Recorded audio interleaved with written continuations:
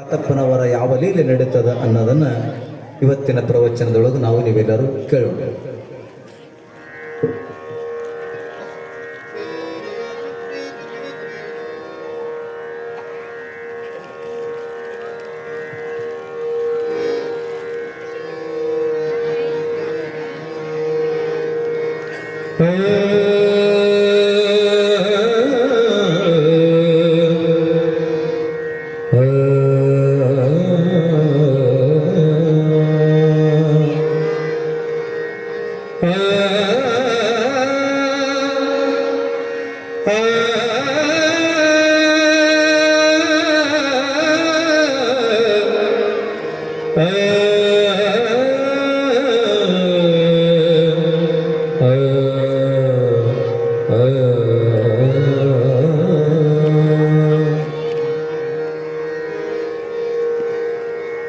ಸರಿದು ಹೋಗಿರ ಬಹುದೊಂದೆರಡತ್ಸರವು ಮತ್ತೊಂದು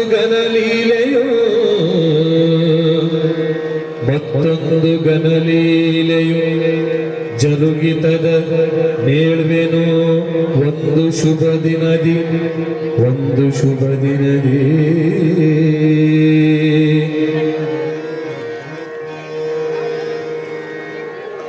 ಸರಿದು ಹೋಗಿರಬಹುದೊಂದೆರಡಾಕ್ಷರವು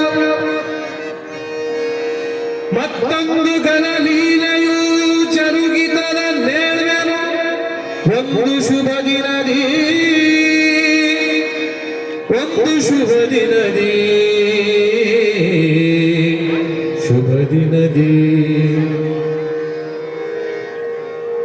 ಸಗಣೆಯ ಬರದಿ ತರುತ್ತಲಿ ಮಠದರ ಗೋಡೆ ಸರಸರನೆ ಪೊಸ ತೊಡಗಲು ಜನ ರರಿಯದಲೆ ಕೇಳಿದರಿದೇನು ತಂದೆ ಮಠವ ಸಾರಿಸುವೆ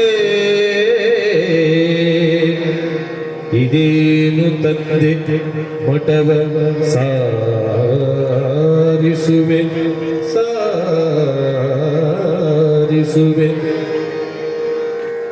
ಸಗಣೆಯ ಬರದಿ ತರುತ್ತಲಿ ಮಠದರ ಗೋಡೆ ಸರಸರನೆ ಪೊಸದೊಡಗಲು ಜನ ಹರಿಯದಲೆ ಕೇಳಿದರಿದನೇನು ತಂದೆ ಮಠವ ಸಾರಿಸುವೆ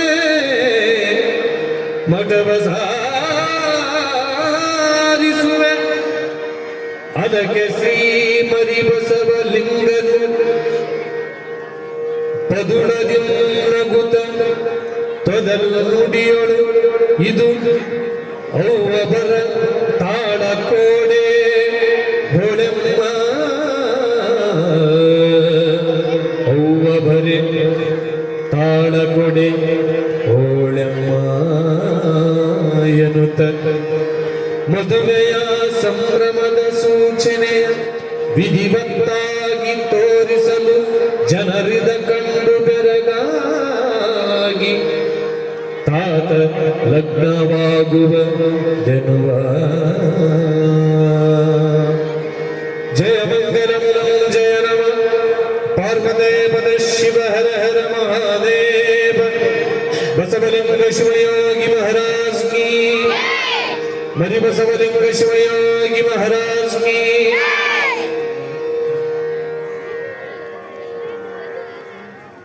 ಬಾಲಾವಸ್ಥೆಯಲ್ಲಿ ಇರುವ ಮರಿಬಸವಲಿಂಗ ಒಂದೆರಡು ವರ್ಷ ಆಗಿರಬಹುದು ಅಮ್ಮ ಲಿಂಗೈಕ್ಕಾಗಿ. ಆ ಬಳಿಕ ಒಂದು ದಿನ ಒಂದಿಷ್ಟು ಸೆಗಣಿಯನ್ನು ತೆಗೆದುಕೊಂಡು ಬಂದು ಚೆನ್ನಾಗಿ ನೀರು ಕಲಸಿ ಮಠದ ಗೋಡೆಯನ್ನ ಸೆಗಣಿಯಿಂದ ಸಾರಿಸ್ಲಿಕ್ಕೆ ಹಚ್ಚಿದ.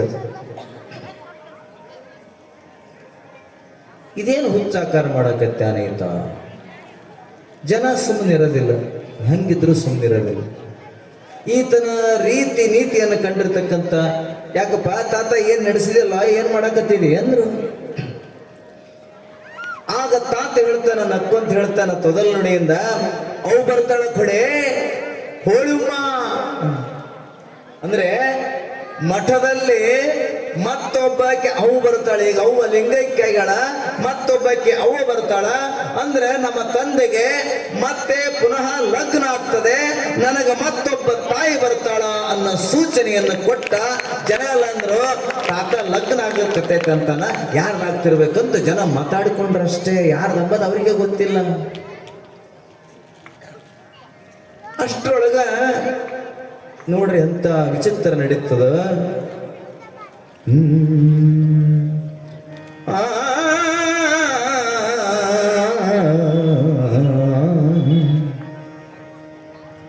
ಎಂದು ನುಡಿಯುತ್ತ ತಮ್ಮ ಮನೆಗಳಿಗಂದು ಗಮಿಸಲ್ ಅಂದೆ ಸಂಜೆಯೊಳು ಬಂದರು ಬೆಲ್ದ ಮರಡಿಯ ಶ್ರೀ ಗುರುಲಿಂಗ ಸ್ವಾಮಿಗಳು. ಈ ಮುಂದೆ ಬೀಗತನವಾದ ಗೌಡರ ಒಂದು ಸದನಕ್ಕೆ ಕಾರ್ಯ ನಿಮಿತ್ತ ಅಂದೆ ನುಡಿದರು ತಮ್ಮ ಕುವರಿಗನು ರೂಪವಾದೊಂದು.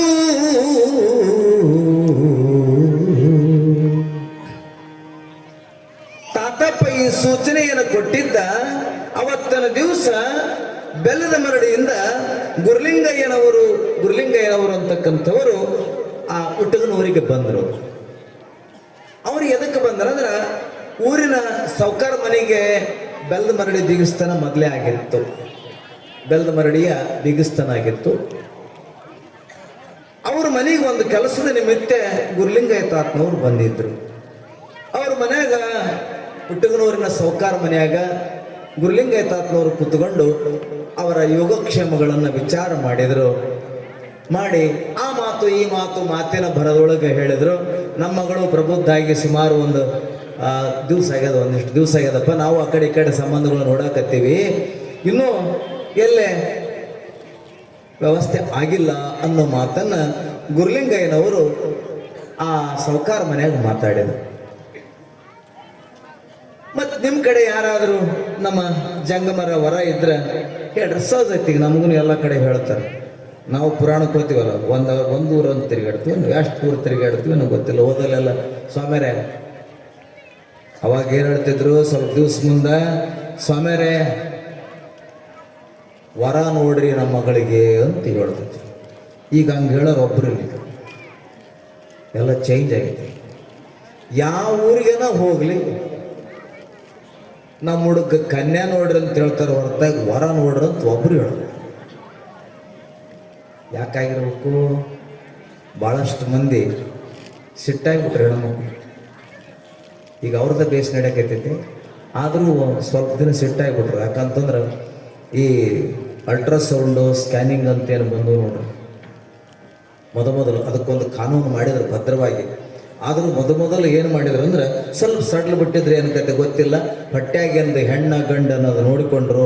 ಹೆಣ್ಣು ನಡೆದ್ರೆ ವರದಕ್ಷಿಣೆ ಕೊಡೋದು ಬರ್ತೈತೆ ನಮಗೆ ಅಂತೇಳಿ ತಿಳ್ಕೊಂಡು ಭಾಳಷ್ಟು ಮಂದಿ ಹೆಣ್ಣು ನಡೆದ ಬಿಟ್ಬಿಟ್ರು. ಹೆಣ್ಣು ನಡೆದ ಬಿಟ್ಟರು, ಹೆಣ್ಣಿನ ಸಂಖ್ಯೆ ಪೂರ್ತಿ ಕಡಿಮೆ ಆಯ್ತು. ಯಾವ ಊರಿಗನ ಹೋಗಲಿ, ಯಾರಿಗನ ಹೋಗಲಿ, ಎತ್ತಗನ ಹೋಗಿರಲಿ, ನಮಗಂತ ಹೇಳೋರು ನೋಡ್ರಿ ನಮ್ಮ ಹುಡುಗ ಒಂದು ಕನ್ಯಾ ನೋಡ್ರಿ, ನಮ್ಮ ಹುಡುಗ ಒಂದು ಕನ್ಯಾ ನೋಡ್ರಿ. ಇನ್ನೊಂದು ಸ್ವಲ್ಪ ದಿವಸ ಹೋದ್ಮೇಲೆ ಕನ್ಯಾ ನೋಡ್ರಲ್ಲ, ಕನ್ಯಾ ನೋಡಕ್ಕೆ ಸಿಗೋದೇ ಇಲ್ಲ, ಭಾಳಷ್ಟು ಕಷ್ಟ ಆಗಿದೆ. ಆಗ ಗುರುಪಾದಯ್ಯನವರಿಗೆ ಇಲ್ಲೆಲ್ಲ ಸೌಕಾರ ಮಂದಿ ಯೋಚನೆ ಮಾಡಿದ್ರು. ಯಾವಾಗ ಗುರುಲಿಂಗಯ್ಯನವರು ಬಂದು ತಮ್ಮ ಮಗಳಿಗೆ ಒಂದು ಚಲೋ ವರ ಈ ಥರ ನೋಡ್ರಿ ಅಂತ ಅಂದಾಗ ಆತ್ರಪ್ಪ ಅವ್ರಿಗೆ ಧ್ಯಾಸ ಬಂತು. ಗುರುಪಾದಯ್ಯ ತಾತನವರ ಶ್ರೀಮತಿಯವರು ವೀರಮ್ಮನವರು ತೀರ್ಕೊಂಡು 2 ವರ್ಷ ಆಗಿ 3ನೇ ವರ್ಷದಾಗ ನಡೆಯಕತ್ತೈತೆ. ಆತ ಕೈಬಾಯಿ ಸುಟ್ಕೊಂತನ ಮನ್ಯಾಗ ಸತ್ಯ ಇರಲಾರ್ದಂಥ ಮಗ ಹುಟ್ಟ್ಯಾನ. ಮಗಳು ಇನ್ನೂ ಅಡಿಗೆ ಮಾಡುವಷ್ಟು ದೊಡ್ಡಕ್ಕೆ ಆಗಿಲ್ಲ. ಹಿಂಗಾಗಿ ಗುರುಪಾದಯ್ಯ ತಾತನವ್ರದ್ದು ಕಷ್ಟ ಭಾಳ ಐತಿ. ಇವರು ಬೇರೆ ಮಗಳಿಗೆ ವರ ನೋಡಂತಾರ ಅಂಥೇಳಿ ಅವರಂದ್ರು ಸೌಕಾರು. ಅಲ್ರಿ ಸ್ವಾಮ್ಯಾರೇ, ನಮ್ಮೂರಾಗ ಮಠದಾಗ ಗುರುಪಾದಯ್ಯನವರು ಅಂತಂದ್ರೆ ಭಾಳ ಒಳ್ಳೆ ಮನುಷ್ಯರು, ಭಾಳ ಸೃಜೀವಿಗಳು, ಸಜ್ಜನರು, ಮಠದ ಅಧಿಕಾರಿಗಳು, ಬಹಳಷ್ಟು ಜನ ಶಿಷ್ಯರು, ಆಸ್ತಿ ಎಲ್ಲ ಐತೆ. ಪಾಪ ದುರ್ದೈವಶಾತ್ ಅವರ ಅಮ್ಮ ಕಾಲರ ಬಂದು ಹಿಂಗೆ ಹೋಗ್ಬಿಟ್ಲು, ತಾಯಿ ವೀರಮ್ಮನವ್ರು ಹೋಗ್ಬಿಟ್ರು. ಮತ್ತು ಹಿಂಗಾಗಿ ಅವ್ರೇನು ಮಾಡ್ಕೋಬೇಕಂತಾರ ಬಿಡ್ತಾರೋ ಗೊತ್ತಿಲ್ಲ. ನಾವು ಊರವ್ರು ಭಕ್ತರೆಲ್ಲ ಕೂಡ ಅವ್ರು ಮದುವೆ ಮಾಡ್ಬೇಕಂತ ಮಾಡೀವಿ. ಮತ್ತು ನಾವು ಎಲ್ಲ ಕನ್ಯಾ ನೋಡಿಲ್ಲ, ನೀವು ಬೇರೆ ನಿಮ್ಗೆ ಮಗಳಿಗೆ ವರ ನೋಡು ಅಂತ ಹೇಳಕತ್ತೀರಿ. ಅಂತೂ ನೀವು ಬರ್ರಿ, ಹೋಗಂಬ್ರಿ ಮಠಕ್ಕೆ, ಗುರುಪಾದಯ್ಯ ತಾತನವ್ರು ನೋಡ್ರಿ, ಅವರ ವಿಚಾರ ತಿಳ್ಕೊಳ್ರಿ. ಎಲ್ಲ ನಿಮಗೆ ಒಪ್ಪಿದ್ರೆ ನಮ್ಮ ಗುರುಪಾದಯ್ಯ ತಾತನವರಿಗೆ ನಿಮ್ಮ ಮಗಳನ್ನು ಕೊಡಬಹುದು ಅಂತ ಹೇಳಿದ್ರು. ಆಯ್ತು ಅಂತ ಹೇಳಿ ನೋಡ್ರಿ, ಶುಭಶ್ಯ ಶೀಘ್ರಂ ಒಳ್ಳೆ ಕೆಲಸಕ್ಕೆ ಲೇಟ್ ಮಾಡೋದು ಬೇಡ ಅಂತೇಳಿ ಗುರುಲಿಂಗನವ್ರು ನೋಡ್ರಪ್ಪ ಅಂದ್ರೆ ಯಾರು ಬೇಡ ಅಂತಾರೆ ಅಂತೇಳಿ ಮಠದೊಳಗೆ ಬಂದು ಅವರ ಸ್ಥಿತಿಗತಿಯನ್ನು ನೋಡಿದರು. ಮತ್ತೆ ಕೆಲವು ಮಂದಿ ಜನರ ಬಾಯಿಂದ ಕೇಳಿದರು, ಹೆಂಗ್ರೆ ಅಂಥ ಮನುಷ್ಯರೇ, ಬಿತ್ತಿದ್ರೆ ಬೆಳೆಯೋದಂತಾರಲ್ಲ ಹಂಗೆ ಸಂಸ್ಕಾರವುಳ್ಳಂತಾತ. ಇವತ್ತು ಬೀಗತನ ಮಾಡ್ಬೇಕಾತಂದ್ರೆ ಎಂಥರ ಮನೆಯ ಬೀಗತನ ಮಾಡ್ಬೇಕಂದ್ರೆ ಸಂಸ್ಕಾರವುಳ್ಳ ಮನೆಯಲ್ಲಿ ಬೀಗತನ ಮಾಡಬೇಕು. ಸಂಸ್ಕಾರ ಇಲ್ಲಾರ್ದಂಥವ್ರ ಮನೆಯಾಗ ಬೀಗತನ ಮಾಡೋದಲ್ಲ. ಬರೇ ನಾವೇನು ಮಾಡ್ತೀವಿ, ಈಗ ಕೆಲವು ಮಂದಿ ಶ್ರೀಮಂತಿಗಿದ್ರೆ ಬೀಗತನ ಮಾಡೋರು ಅದಾರ, ಕೆಲವು ಮಂದಿ ವರದಕ್ಷಿಣಕ್ಕೆ ಬೀಗತನ ಮಾಡೋರು ಅದಾರ, ಕೆಲವು ಮಂದಿ ಇನ್ನೂ ಏನು ಬೇರೆ ಬೇರೆ ಬೇರೆ ಬೇರೆ ಮನೆ ಮಾಡೋರು ಅದಾರ. ಆದ್ರೆ ಸಂಸ್ಕಾರವುಳ್ಳವರ ಮನೆಯಲ್ಲಿ ಬೀಗತನ ಮಾಡಬೇಕು. ಅಂದ್ರೆ ನಿಮಗೆ ಹೇಳ್ತೀನಿ, ಒಂದು ಸಾರಿ ಏನಾಗಿತ್ತಂದ್ರೆ ಒಬ್ಬ ಶ್ರೀಮಂತ, ಬಹಳ ದೊಡ್ಡ ಶ್ರೀಮಂತ, ಒಬ್ಬನೇ ಮಗನ ಹಡೆದಿದ್ದ. ಒಬ್ಬ ಮಗ ಹುಟ್ಟಿದ್ದ, ಬಹಳ ದಿವಸ ಆಗಿತ್ತು. ಅಷ್ಟ್ರಾಗ ಮಗ ಹುಟ್ಟಿದ, ದೊಡ್ಡ ಶ್ರೀಮಂತ, ಬೇಕಾದಂಗೆ ಚೆನ್ನಾಗಿ ವಿದ್ಯಾಭ್ಯಾಸ ಮಾಡಿಸಿದ. ಆದ್ರೆ ಮನ್ಯಾಗ ಒಂದಿಷ್ಟು ಸಂಸ್ಕಾರ ಇದ್ದಿದ್ದಿಲ್ಲ. ಸಂಸ್ಕಾರ ಎಷ್ಟೆಷ್ಟು ಜೀರೋ, ಏನಿಲ್ಲ. ಯಾರಿಗಾರ ಬಂದವರಿಗೆ ಹೋದವ್ರಿಗೆ ಒಂದು ಕಪ್ ಚಹಾ ಇಲ್ಲ, ನೀರಿಲ್ಲ, ದಾನ ಧರ್ಮ ಅಂತೂ ಮೊದಲೇ ಇಲ್ಲ. ಅಂತಹ ಮನ್ಯಾಗ ಒಳ್ಳೆ ಚಂದ ನೋಡೋದು ಹುಟ್ಟ್ಯಾನ. ಅವನಿಗೆ ಸಾಲಿ ಎಲ್ಲ ಕಲಿಸಿದ್ರು, ಅವನು ಡಿಗ್ರಿ ಪಾಸ್ ಆದ, ಎಲ್ಲ ಐತೆ. ಕರೆ ಮನ್ಯಾಗ ಸಂಸ್ಕಾರ ಇಲ್ಲ.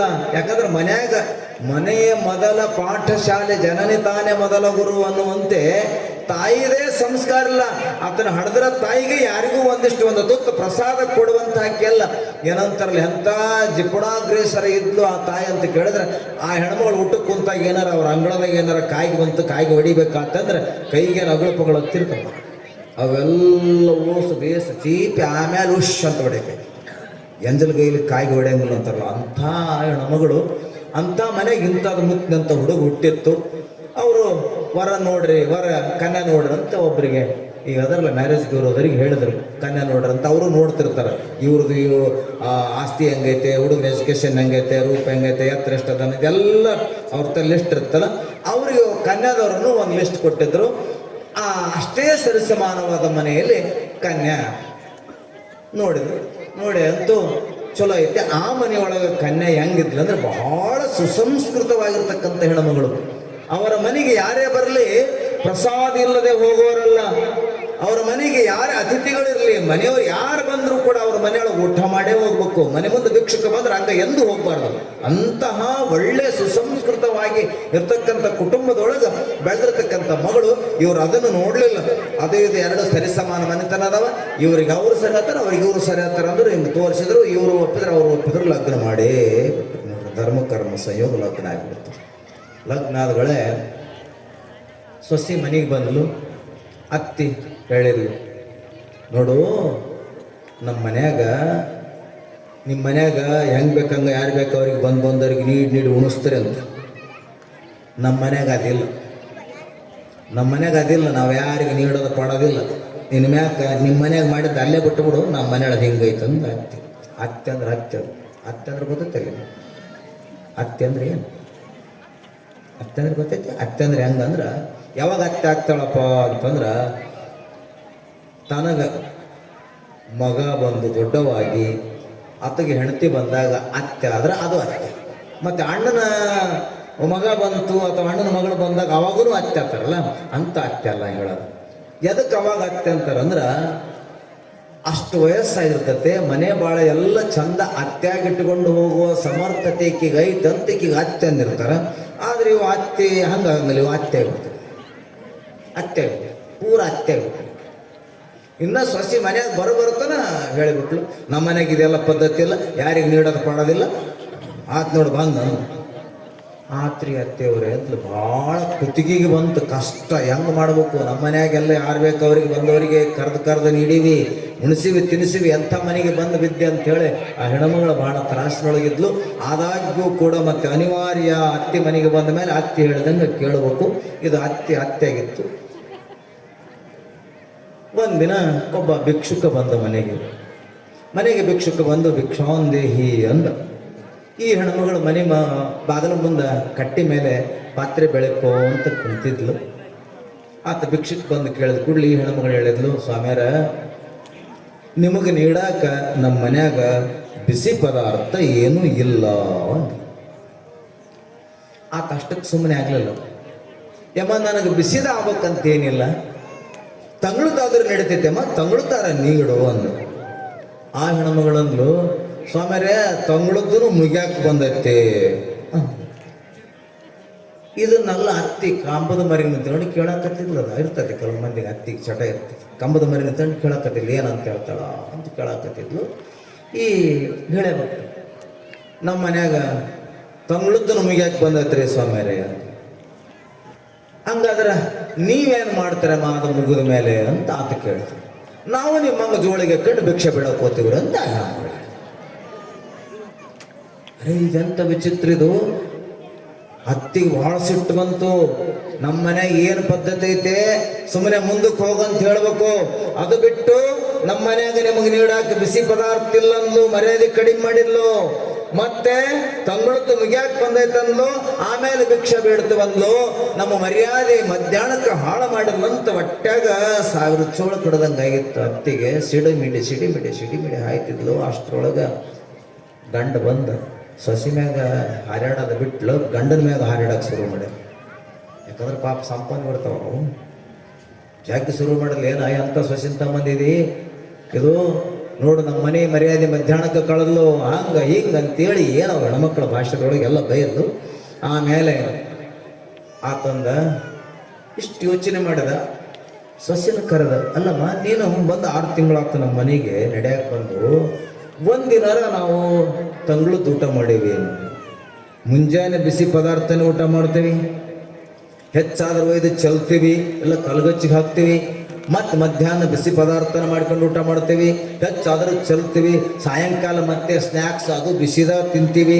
ರಾತ್ರಿ ಮತ್ತೆ ಗಡದ್ದಾಗಿ ತಿಂತೀವಿ, ಬಿಸಿಯೋದು. ಒಂದು ದಿವಸ ತಂಗಳದ್ದ ತಿಂದಿಲ್ಲ. ಅಂಥದ್ರಾಗ ನೀನು ನಮ್ಮ ಮನ್ಯಾಗ ಬಿಸಿ ಪದಾರ್ಥ ಇಲ್ಲ ಅಂತ ಹೇಳಿದಂತೆ ಒಂದನೇತ್ತು. ಆಮೇಲೆ ತಂಗಳದ್ದು ಮುಗ್ಯಾಕೆ ಬಂದೈತಂತ ಹೇಳಿದಿ. ಅಂದಮೇಲೆ ಮುಗಿದ ಮೇಲೆ ಭಿಕ್ಷೆ ಬೇಡ್ತೀವಿ ಅಂತಲೂ ಹೇಳಿದಿ. ಈ ಮಾತಿನ ಗೂಢಾರ್ಥ ಏನಮ್ಮ ತಂಗಿ ಅಂತ ಸೊಸಿನ ಕರೆದು ಮಾವ ಕೇಳದ. ಅವಾಗ ಸೊಸಿ ಹೇಳಿದ್ಲು, ನೋಡ್ರಿ ಮಾವ, ನಾವು ಈ ಜನ್ಮದಲ್ಲಿ ಯಾರಿಗೂ ಏನು ಒಂದಿಷ್ಟು ದಾನ ಧರ್ಮ ಮಾಡಿಲ್ಲ, ಒಬ್ಬರಿಗೆ ಒಂದು ಹೊತ್ತು ಪ್ರಸಾದ ಕೊಟ್ಟಿಲ್ಲ, ಏನೂ ಮಾಡಿಲ್ಲ, 1 ರೂಪಾಯಿ ದಾನ ಕೊಟ್ಟಿಲ್ಲ. ಆದರೂ ನಮಗೆ ಶ್ರೀಮಂತಿಗೆ ಐತಂದ್ರೆ ಇದು ಎಲ್ಲಿದ ಶ್ರೀಮಂತಿಗೆ ಅಂದ್ರೆ ಹಿಂದಿನ ಜನ್ಮದಲ್ಲಿ ಮಾಡಿದ ಪುಣ್ಯದ ಫಲದಿಂದ ಇವತ್ತು ನಮ್ಮದು ಶ್ರೀಮಂತಿಗೆ ಐತೆ.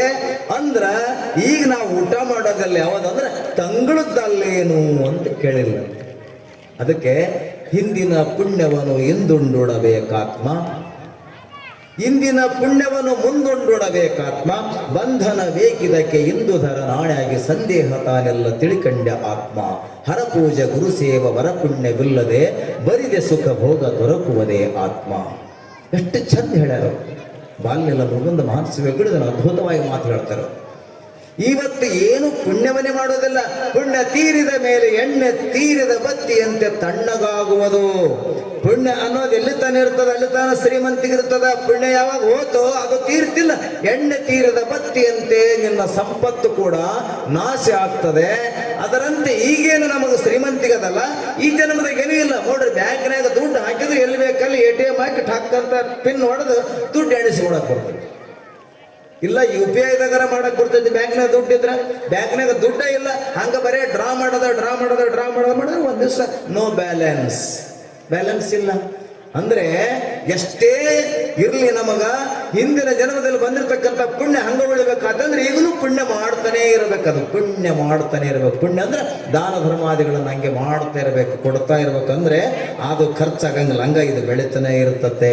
ಅದಕ್ಕಾಗಿನೇ ಇದು ಹಿಂದಿನ ಜನ್ಮದಲ್ಲಿ ಮಾಡಿದ ಪುಣ್ಯದಿಂದ ಉಳಿದಿರ್ತಕ್ಕಂಥ ಶ್ರೀಮಂತಿಗೆ ಅದಕ್ಕೆ ಇದು ತಂಗಳದ್ದು ಅಂತ ಹೇಳಿದ್ಲು. ಆ ಬಳಿಕ ಸರಿಯ ಮಮ್ಮಿಗೆ ಮತ್ತೆ ಅದೆಷ್ಟು ಸಿರ್ತೈತೆ, ಕುತ್ಕೊಂಡು ತಿಂದ್ರೆ ಕುಡಿಕೆ ಹುಣ್ಣು ಸಾಲೋದಿಲ್ಲ. ಕುತ್ಕೊಂಡು ಏನು ಈ ಕೆಲಸ ಮಾಡ್ಲಾರ್ದು ಹಂಗೆ ತಿಂದ್ರೆ ಎಷ್ಟು ಇರ್ತೈತಿ, ಇಟ್ಟದ್ದು ಮಂದಿ ಮಾಡಿದ್ದು ಎಷ್ಟೊತ್ತಿರ್ತೈತೆ. ಅದು ಭಾಳ ದಿವಸ ಇರಂಗಿಲ್ಲ, ಅದನ್ನು ಹೋಗ್ಬಿಡ್ತೈತಲ್ಲ. ಅದು ಹೋದ ಮೇಲೆ ಶ್ರೀಮಂತಿಗೂ ಹೋಗ್ತೈತೆ, ಭಿಕ್ಷೆನ ಬೇಡ್ಬೇಕಾಗತ್ತೆ ಮಾಮ ಅಂತ ಹೇಳಿದಾಗ ಅವಾಗ ಮಾವನಿಗೆ ಬುದ್ಧಿ ಬಂದು ಇನ್ನು ಮೇಲೆ ದಾನ ಧರ್ಮಾದಿಗಳನ್ನು ಮಾಡುತ್ತಾಯಿ ಅಂತ ಹೇಳಿದ್ನಂತೆ. ಯಾಕೆ ಹೇಳಿದೆ ಈ ಮಾತುಗಳಂತಂದ್ರೆ, ಇಂಥ ಒಂದು ಸಂಸ್ಕಾರವುಳ್ಳಂತ ಮನಿ ಅಂತ ತಿಳ್ಕೊಂಡು ಗುರುಪಾದಯ್ಯನವರಿಗೆ ತಮ್ಮ ಮಗಳನ್ನು ಕೊಡಲಿಕ್ಕೆ ಒಪ್ಪಿಕೊಂಡ್ರು. ಒಳ್ಳೆಯ ಸುಮುಹೂರ್ತದಿಂದ ಅವರಿಗೆ ಲಗ್ನ ಮಾಡಕ್ಕೆ ಒಪ್ಪಿಕೊಂಡು ಅವರು ಲಗ್ನವನ್ನು ಮಾಡ್ತಕ್ಕಂಥವರಾದರು. ಇಂಥ ಲಗ್ನ ಆದಿಂದ ತಾಯಿ ಮನೆಗೆ ಬರ್ತಕ್ಕಂಥ ಆಕೆ ಆಗ್ತಾಳೆ. ಮುಂದೆ ಏನಾಗ್ತದೆ ಅನ್ನೋದನ್ನ ಮತ್ತೆ ನಾವು ಮುಂದಿನ ವಿಚಾರದಲ್ಲಿ ನೋಡೋಣ ಅಂತ ಹೇಳ್ತಾ, ತಾತಪ್ಪನವರು ತಮ್ಮ ಬಾಲಲೀಲೆಯಲ್ಲಿ ಹಾಗೆ ಸಂಚರಿಸ್ತಾ ಇದ್ರು. ಒಮ್ಮೆ ಈ ಒಂದು ಪುಣ್ಯ ಸ್ಥಾನಕ್ಕೆ ಕೇದಾರದ ಜಗದ್ಗುರುಗಳ ಆಗಮನ ಆಗಿರ್ತದೆ. ಯಾವಾಗ ಹೆಂಗ ಏನು ಅನ್ನೋದನ್ನ ಈಗ ಒಂದಿಷ್ಟು ನೋಡೋಣ ಅಂತ.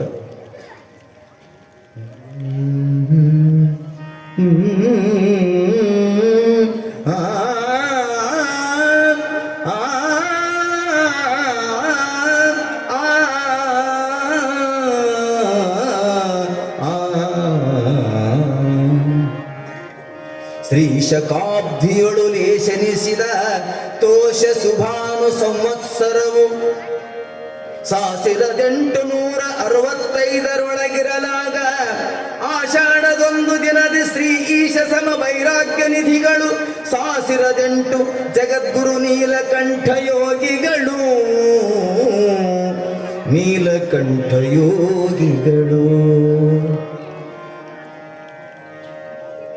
1865ನೇ ಸುಭಾನುನಾಮ ಸಂವತ್ಸರದ ಆಷಾಢ ಮಾಸದೊಳಗ ಕೇದಾರ ಪೀಠದ ನೀಲಕಂಠಲಿಂಗ ಶಿವಾಚಾರ್ಯ ಭಗವತ್ಪಾದಂಗಳವರು, ಅವರ ಹೆಸರು ನೀಲಕಂಠಲಿಂಗ ಶಿವಾಚಾರ್ಯ ಭಗವತ್ಪಾದಂಗಳವರು, ವೈರಾಗ್ಯ ಸಿಂಹಾಸನ ಕೇದಾರ ಪೀಠ. 1865 ಅಂದರೆ ಈ ಕ್ರಿಸ್ತ ಶಕೆಯೊಳಗ 1943. ಸ್ವಲ್ಪ ನಿಮಗೆ ಗಮನ ಇರಲಿ. ನಾನು ಶಾಲಿವಾಹನ ಸೆಕೆ ಹೇಳಿದಾಗ ಅದನ್ನು ನೀವೇನಾದ್ರು ಉಲ್ಟ ಪಲ್ಟ ಮಾಡಿಕೊಂಡ್ರೆ ಯದ್ವತ್ತದು 78 ವರ್ಷ ಡಿಫರೆಂಟ್ ಆಗುತ್ತೆ. ಶಾಲಿವಾಹನ ಸೆಕೆಗೂ ಮತ್ತು ಕ್ರಿಸ್ತ ಸೆಕೆಗೂ 78 ವರ್ಷ ಬರ್ತದೆ. ಶಾಲಿವಾಹನ ಸೆಕೆಯ ಮುಂದೆ 78 ಕೂಡಿಸಿದರೆ ಬರೋದು ಕ್ರಿಸ್ತ ಸೆಕೆ. ಇದನ್ನು ನಿಮಗೆ ಗೊತ್ತಿರಬೇಕು. ವೈರಾಗ್ಯ ಚಕ್ರವರ್ತಿಗಳಾಗಿರ್ತಕ್ಕಂಥ ವೈರಾಗ್ಯ ಪೀಠದ 1008 ಶ್ರೀ ಶ್ರೀ ಶ್ರೀ ಜಗದ್ಗುರು ನೀಲಕಂಠಲಿಂಗ ಶಿವಾಚಾರ್ಯ ಭಗವತ್ಪಾದಂಗಳವರು ಕೇದಾರ ಪೀಠದವರು ಅವರ ಅಲ್ಲಿ ತಮ್ಮ ಪೀಠದೊಳಗಿದ್ದಾಗ ಆಷಾಢ ಮಾಸದೊಳಗೆ ಒಂದು ಸ್ವಪ್ನವನ್ನು ಕಂಡ್ರಂತೆ.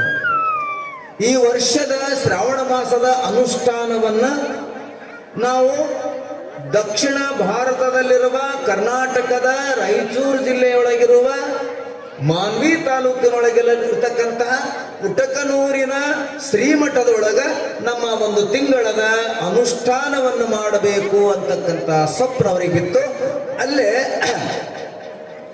ಮರಿಬಸವ ಲಿಂಗ ಅಂತಕ್ಕಂತಹ ಶಿವನ ವಾಹನನ ಅವತಾರ ರೂಪಿಯಾಗಿರ್ತಕ್ಕಂತಹ ಬಾಲಾವಸ್ಥೆಯೊಳಗಿರ್ತಕ್ಕಂತಹ ಶಿವಯೋಗ ಚಕ್ರವರ್ತಿ ಆಗಿರ್ತಕ್ಕಂಥ ಅಲ್ಲದನ ಆತನ ಸಮ್ಮುಖದೊಳಗೆ ನಾವು ಶ್ರಾವಣದ ಒಂದು ತಿಂಗಳ ಅನುಷ್ಠಾನವನ್ನು ಮಾಡಬೇಕು ಅಂತೇಳಿ ಸ್ವಪ್ನದೊಳಗೆ ಈ ಪ್ರದೇಶವನ್ನ ಜಗದ್ಗುರು ನೀಲಕಂಠಲಿಂಗ ಶಿವಯೋಗಿಗಳವರು ಕಂಡ್ರು.